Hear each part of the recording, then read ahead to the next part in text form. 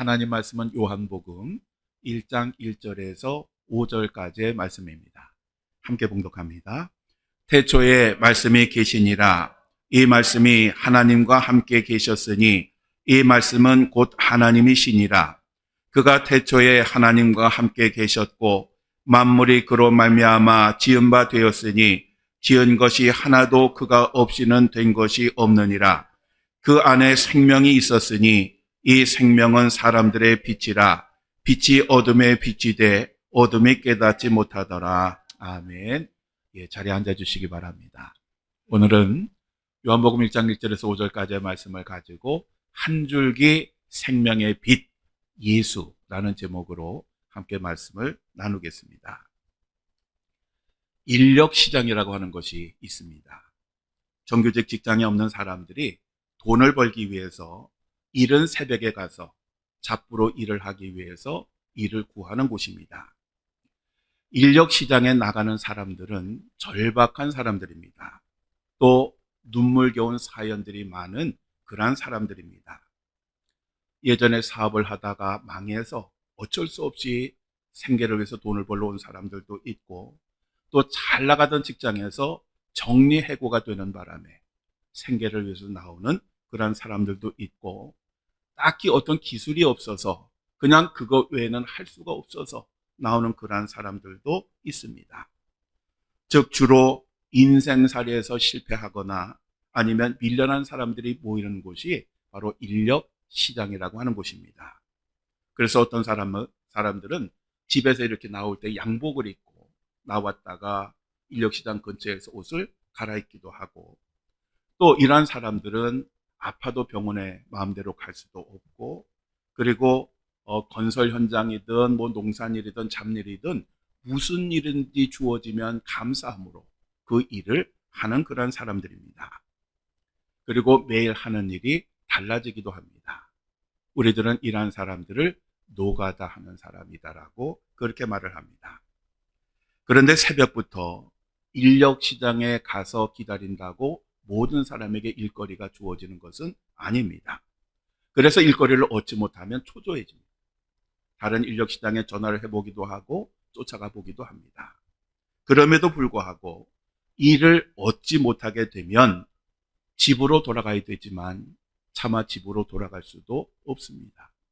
왜냐하면 돈을 벌어서 돌아오길 기다리는 가족들이 있기 때문에 그렇습니다. 그래서 일도 하지 못하고 대강 시간을 때우다가 집으로 돌아갑니다. 그리고 마치 그날 일을 한 것처럼 그렇게 꾸미기도 합니다. 요즘 우리나라도 불황의 한파로 인력시장이 어렵습니다. 남구로역에 있는 인력시장에는 영하 10도 이하로 떨어지는 날씨에도 불구하고 매일 2,000명의 사람들이 모여듭니다. 그리고 일거리를 얻으려고 하지만 이 중에 600명은 일거리를 얻지 못합니다. 추운 날씨에도 장갑과 마스크, 귀마개로 중무장을 한 사람들이 추운 거리에서 자신의 이름이 불려지기만을 아주 애타게 기다립니다. 너무 추워서 제자리에서 뛰기도 하고, 그리고 스트레칭을 하면서 일감을 얻을 때까지 기다립니다. 그렇지만 많은 사람들이 일거리를 얻지를 못합니다. 이들이 하는 얘기는 한결같습니다. 추운 것보다 일감이 없는 것이 더 무섭습니다. 이들은 매일 이렇게 나와도 2, 3일에 한 번 꼴밖에 일을 얻지 못한다라고 합니다. 그래서 사실은 매일 나올 필요가 없지만 그렇지 않으면 또 살 수 없기 때문에 그냥 일거리를 못 얻어도 그냥 나와서 마냥 기다리는 것입니다. 성경에도 보면 이 인력시장에 대한 이야기가 나옵니다. 마태복음 20장 1절에서 16절까지의 말씀에 보면 예수님께서 포도원 품꾼의 비유를 말씀하고 있는데, 바로 이 비유의 배경이 인력시장입니다. 어느 포도원 주인이 새벽에 인력시장에 나가서 자기 포도원에 필요한 품꾼들을 찾아서 그들을 포도원에 보내서 일을 시키게 합니다. 그리고 9시에 다시 인력시장에 나갔는데 여전히 일거리를 얻지 못하고 서성거리는 사람들이 있으니까 그 사람들도 다시 포도원으로 보냅니다. 그리고 낮 12시에 나와서 보니까 여전히 일거리를 얻지 못한 사람이 있어서 그들도 또 보냅니다. 오후 3시에 나왔습니다. 이제는 사람이 없어야 되는데 여전히 그 자리를 떠나지 못하고 일거리를 기다리는 사람이 있어서 자기 포도원에 또 보냈습니다. 그리고 5시에 나왔습니다. 그런데 5시에 나왔는데도 여전히 일을 기다리고 있는 사람이 있었습니다. 당신은 보통 6시에 일이 끝나니까 이제 5시면 1시간 남았습니다. 정상적인 사람이라고 하면 이제 1시간 남았으면 일거리가 없는 게 당연한 겁니다. 그러니까 집으로 들어가야 합니다. 그런데 이들은 차마 들어갈 수가 없어서 거기서 서서 기다리고 있었던 것입니다. 왜 그랬을까요? 이제 1시간만 지나면 새벽에 고용되어 나간 사람들은 하루 일과를 마치고 돈을 움켜쥐게 될 것입니다. 그렇지만 일을 얻지 못한 사람들은 하루 벌어서 하루 먹고 사는 사람들인데 그날은 공치는 날이었지만 차마 집으로 돌아갈 수가 없었습니다. 아마도 집에서는 아내와 아이들이 아빠가 돈을 벌어 오는 것을 간절히 기다리고 있었을지도 모릅니다. 아마 자녀들은 아빠가 돈을 벌어 오면 맛있는 고기를 사서 먹을 것을 상상했을지도 모릅니다. 그러니 이제 1시간밖에 남지 않은 그 노동시장에서 차마 집으로 가지도 못하고 기다리는 이 사람들의 심정이 어떻겠습니까? 아마 정말 비참했을 것입니다. 그리고 현실이 원망스러웠을 것입니다. 그리고 절망스러웠을 것입니다. 그들은 누군가가 나타나서 자신들에게 1시간의 일거리라도 줄 거라고는 전혀 기대하지 않았을 것입니다. 왜냐하면 그런 전례가 없기 때문에 그렇습니다. 인력시장에서 잔뼈가 굶은 이 사람들이 그런 것을 모르겠습니까? 그럼에도 불구하고 그들은 그 자리에 하루 종일 있었습니다. 왜냐하면 그들은 절망할 수 없는, 절망해서는 안 되는 그런 사람이었기 때문에 그렇습니다. 그들은 어떤 희망이 있어서 거기서 기다린 거 아닙니다. 절망할 수 없으니까, 차마 집에 갈 수 없으니까 혹시나 하는 그 마음에서 그냥 기다리고 있었던 것입니다. 우리 주변에는 이러한 인생을 사는 사람들이 참 많이 있습니다. 예를 들면 그 자기 자녀가 태어난 아주 선천적으로 큰 장애를 가지고 태어난, 그래서 누구의 도우심이 없이는 살 수 없는 그런 자녀를 가진 부모들이 있습니다. 이 부모들의 간절한 소원은 오직 한 가지입니다. 이 아이보다 조금이라도 내가 늦게 죽었으면. 왜냐하면 자기가 죽으면 그 아이는 버려지니까. 그래서 가끔 어떤 분들은 자녀를 죽이고 자살을 시도하는 그런 부모들도 있습니다. 그 마음이 얼마나 힘들었겠습니까? 얼마나 절망스러웠겠습니까? 미국 샌프란시스코에 가면 상징적인 건축물인 금문교라고 하는 그런 유명한 다리가 있습니다. 이 다리는 아름답기로도 유명하지만 자살로도 유명한 그러한 다리입니다. 1937년 5월 29일에 이 다리가 완공이 됐는데 그때부터 지금까지 무려 2,000명이 이 다리에서 뛰어내려서 자살을 했습니다. 2011년부터 계산을 했더니 한 해에 335건의 자살 사고가 있었습니다. 그런데 이것은 투신하는 사람이 목격이 됐거나 아니면 시신이 발견된 경우가 그렇고, 사실 그런 것도 모르고 흘러내려간 사람들을 생각한다고 하면 이보다 훨씬 더 많은 사람들이 자살을 했을 것입니다. 그런데 우리 동네에 있는 인천대교도 인생을 자살로 마감하려고 하는 사람들이 찾아오는 그런 곳입니다. 며칠 전 19일에도 40대가 차를 거기다 세워놓고 투신 자살을 했고요. 작년 같은 경우에는 이틀 동안 3명이 연속으로 자살을 하기도 했습니다. 그래서 이 인천대교는 자살대교라고 하는 그런 오명이 붙기도 했습니다. 절망이라고 하는 것이 그들을 자살로 내몬 것입니다. 그런데 이러한 인생들이 있는가 하면 잘 나가는 그러한 인생들도 있습니다. 마치 인력시장에서 가장 우선적으로 선발이 되는 그러한 사람들이 있습니다. 그들은 자기 자신이 뽑히는 것은 당연한 겁니다. 그래서 당연하기 때문에 자기를 선택해준 주인에 대한 고마움도 별로 없습니다. 왜? 내가 능력이 있어서 뽑힌 거니까. 내가 잘나서 뽑힌 거니까 그거는 당연한 것입니다. 그래서 그들은 별로 고마워하지를 않는 것입니다. 그들은 항상 모든 되어지는 일들이 은혜가 아니라 나의 잘남의 결과라고 그렇게 생각을 합니다. 예수님 당시에 유대인들이 그랬습니다. 종교 지도자들이 그랬습니다. 그들은 항상 하나님 앞에서 당당했습니다. 그들은 죄인들과 다르지 않은 것을 늘 자랑을 했습니다. 그리고 자기 자신들은 당연히 구원을 받을 것이라고 확신을 했습니다. 그래서 그들은 하나님의 은혜를 갈구하거나 의지하지 않고 자신들의 선행을 의지하며 살았습니다. 요즘 교회도 이러한 사람들이 많습니다. 권력이 있고 돈이 있고 능력이 많은 사람들은 교회에서 아주 VIP 대우를 받습니다. 이 사람들은 교회에서 큰 소리를 칩니다. 자신들의 공로가 인정되지 않으면 화를 내기도 하고 삐지기도 합니다. 그래서 마음에 들지 않으면 이 교회밖에 없나? 세상에 수많은 교회가 있는데, 그리고 다른 교회 갑니다. 다른 교회 가면 또 VIP가 오셨다고 또 그들을 환영을 해줍니다. 이런 사람들은 하나님의 말씀을 듣고 회개하지 않습니다. 왜냐하면 자기는 회개해야 될 대상이 아니기 때문에 그렇습니다. 자기 자신은 의인이기 때문에 하나님의 말씀은 내가 아니라 죄 많은 저들이 듣고 회개해야 되는 것이라고 생각을 합니다. 이러한 사람들에게는 하나님의 은혜는 먼 이야기입니다. 이러한 사람들에게는 항상 자기 의지를 가지고 신앙생활을 하기 때문에 하나님께 기도할 필요가 없습니다. 왜? 내가 잘하는데 굳이 기도를 해서 하나님의 능력을 구할 필요가 있겠습니까? 그리고 자기 자신의 것을 가지고 일을 하기 때문에 그것으로 인해서 하나님 앞에 전적으로 영광을 돌리기보다는 자기 자신이 그 영광을 누리기를 원하는 것입니다.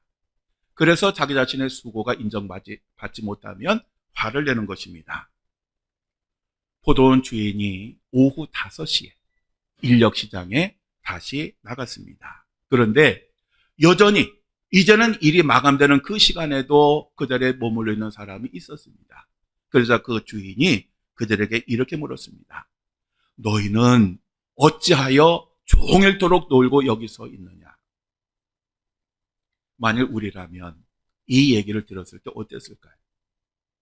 당연하다 그랬을까요? 정말 억울했을 것입니다.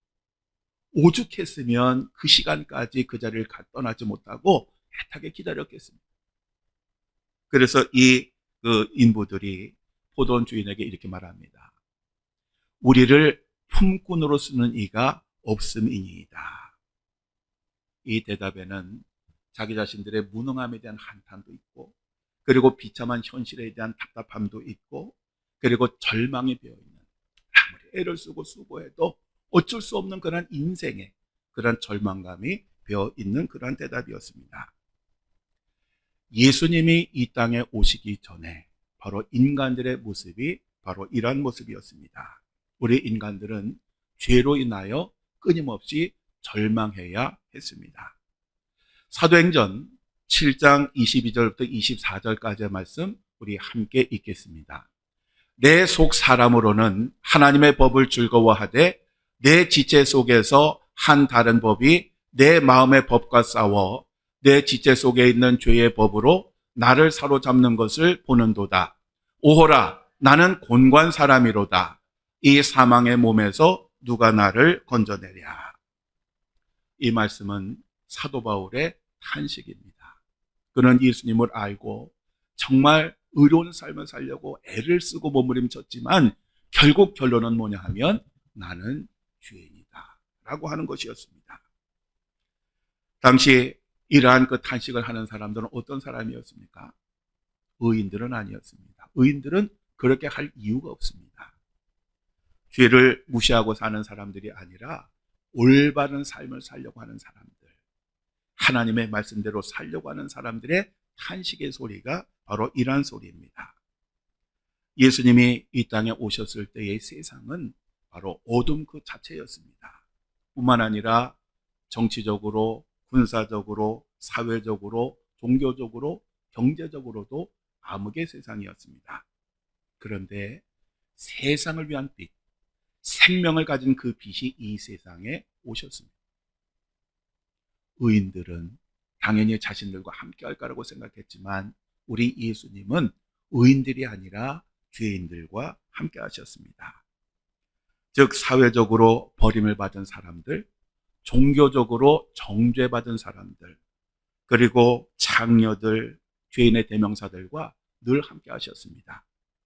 이러한 모습은 도저히 상상할 수 없는 그런 모습이었습니다. 그래서 바리새인들과 서기관들이 제자들에게 예수님을 비방하면서 이렇게 외쳤습니다. 너희가 어찌하여 세리와 죄인과 함께 먹고 마시느냐? 예수님이 정말 하나님의 아들이라면, 그분이 정말 거룩하신 분이라고 하면, 그리고 이 땅을 구원하러 오신 메시아라고 하면 예수님은 거기에 계셔서는 절대로 안 되는 그러한 분입니다. 예수님이 계셔야 될 곳은 거룩한 성전이었습니다. 자신들과 같이 정말 의로운 사람들, 신앙적으로 열심히 예배하고 기도하고 신앙생활하고 선한 삶을 사는 사람들, 이러한 사람들과 예수님은 당연히 함께 하셔야 했습니다. 그런데 예수님은 그들에게 충격적인 말씀을 하십니다. 우리 함께 읽어보겠습니다. 건강한 자에게는 의사가 쓸데없고 병든 자에게라야 쓸데있나니 내가 의인을 부르러 온 것이 아니요 죄인을 불러 회개시키러 왔노라. 아멘. 의인에게는 예수님 필요 없습니다. 의인에게는 예수님이 십자가에 죽을 이유도 없습니다. 왜? 내가 잘 먹고 잘 살고 의롭게 살고 구원을 받는데 굳이 예수님이 이 세상에 오셔서 죄를 지시고 십자가 죽으실 이유가 무엇이 있겠습니까? 그저 그들에게는 예수님은 오셔서 즐겁게 자기들과 함께 신앙생활하고 즐겁게 찬양과 영광을 받으시다가 가면 되는 그러한 존재였습니다. 누가 예수님을 필요로 하는 분들입니까? 예수님 없이는 살 수 없다고 하는 고백을 하는 사람들. 예수님이 없이는 내 부족함과 죄사함을 받을 수 없다고 깨달은 사람들. 바로 그러한 사람들에게 예수님의 오심은 기쁜 소식입니다. 요한복음 1장 9절에서 11절에 보면 이렇게 말씀합니다. 우리 함께 읽겠습니다. 참빛 곧 세상에 와서 각 사람에게 비추는 빛이 있었나니 그가 세상에 계셨으며 세상은 그로 말미암아 지은 바 되었으되 세상에 그를 알지 못하였고 자기 땅에 오매 자기 백성이 영접하지 아니하였으나. 아멘. 참빛이 세상에 왔습니다. 놀라운 그 분이 이 세상에 오셨습니다. 그런데 세상 사람들은 그분이 온 것을 알지도 못했고 그리고 영접하지도 않았습니다. 어떤 사람들이 예수님을 찾아왔고 어떤 사람들이 예수님을 영접했습니까? 그들은 아무 희망도 가질 수 없는 절망적인 사람들이었습니다. 세상에서 버림을 받은 사람들이었고요. 자기 자신이 얼마나 큰 죄인인지. 그래서 예수님 없이는 죄사함을 받을 수 없다고 아는 사람들이 예수님을 찾아왔습니다. 또 세상에서 치료를 포기한 사람들이 예수님을 찾아왔습니다. 이러한 사람들에게 예수님의 오심은 정말 기쁨. 이 세상에서 얻는 그 어떤 기쁨도 비교할 수 없는 놀란 그 기쁜 소식일 수밖에 없는 것입니다. 마치 오후 5시에 이제 더 이상 기도할 것도 없고 바랄 것도 없고 그냥 체념은 했지만 차마 떠나지 못하는 그 사람들에게 와서 일거리를 주었던 그 포도원 주인처럼 이러한 삶을 살아가는 이들에게 예수님의 오심은 정말 유일한 기쁨일 수밖에 없었던 것입니다. 그래서 예수님께서 태어나시던 밤에 천사들이 목자에게 나타나서 이렇게 이야기를 했습니다. 무서워하지 말라. 보라, 내가 온 백성에게 미칠 큰 기쁨의 좋은 소식을 너에게 전하노라. 오늘 다윗의 동네에 너희를 위하여 구주가 나셨으니 곧 그리스도 주시니라. 아멘. 사랑하는 성도 여러분, 낙심과 절망에 있는 이 세상에 한 줄기 빛이 오셨습니다. 그 빛이 비추는 사람들의 그 인생에는 노란 기쁨과 거듭남과 변화와 구원의 역사가 선물로 주어졌습니다. 누구든지 믿기만 하면 바로 이러한 축복과 은총을 하나님께서 주시기 위하여 이 놀라운 은혜를 베풀어 주셨습니다. 예수님의 오심을 간절히 기다리는 사람들은 절대로 의인이 아닙니다. 죄인들입니다. 부족한 사람들입니다. 하나님 없이는 살 수 없다고 절망하는 바로 그러한 사람들입니다. 예수님의 오심을 오직 은혜로만 아는 그러한 사람들입니다. 바로 예수님은 이러한 사람들 마음에 들어오시고 그 인생을 환히 밝혀주시는 것입니다. 오늘 예수님이 이 땅에 오신 것을 기뻐하고 축하하는 바로 이 크리스마스 절기에 여러분도 참빛을 여러분의 삶에 온전히 영접하시고 바로 이 빛을 비추어서 여러분의 삶 속에 예수님의 오심이 천사가 이야기한 것처럼 참된 기쁨의 좋은 소식이 되어지기를 주님의 이름으로 간절히 축원합니다. 기도하시겠습니다. 저희들 스스로는 아무것도 할 수 없어서 절망하고 좌절하고 있을 때에 이 세상에 오셔서 생명의 빛을 비추어 주신 하나님, 저희들은 의에 대해서는 전혀 무관한 삶을 사는 죄인들이지만 예수님의 공로를 의지하여 하나님 앞에 섭니다. 저희로 하여금 예수님이 십자가에서 죽으실 때 회개하고 구원받았던 강도와 같이 예수님의 오심이 기쁜 소식이 되게 하시고 절망의 끝에서 저희들을 구원해 주신 하나님을 영원토록 찬양하고 감사하게 하옵소서. 또한 예수님이 이 땅에 오심으로써 이루어진 참된 평화가 지금도 하나님을 부인하고 어둠 가운데 사는 사람들에게도 이루어지게 하옵소서. 저희 산성교회도 그리스도 안에서 성령으로 하나 되게 하시고 하나님의 사랑과 은혜로 모든 시험과 어려움을 이기고 승리하게 하옵소서. 우리 주 예수 그리스도의 이름으로 간절히 기도드립니다. 아멘.